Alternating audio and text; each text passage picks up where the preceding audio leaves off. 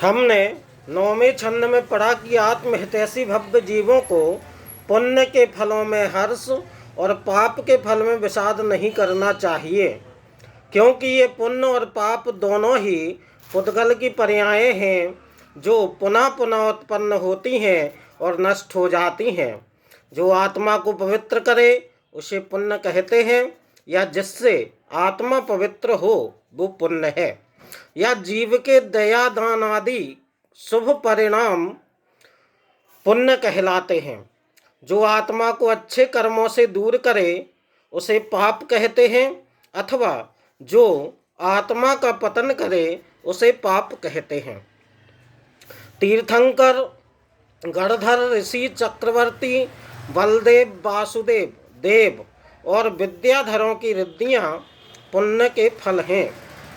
नरक, तिर्यंच और कुमानुस की योनि में जन्म, मरण, व्याधि, वेदना और दारिद्र्य आदि की प्राप्ति पाप के फल हैं।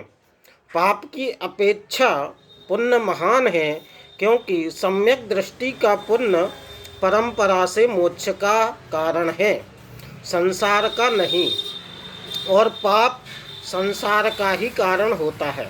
परंतु आध्यात्मिक दृष्टि से पुण्य और पाप दोनों समान हैं, क्योंकि पुण्य को सोने की बेड़ी और पाप को लोहे की बेड़ी कहा है।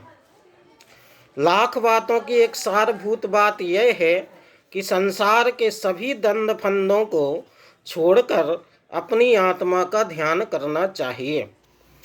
सम्यक ज्ञानी होए बहुरे दृढ़ चारित लीजे, एक देश अरु सकल देश तसु भेद कहीजे।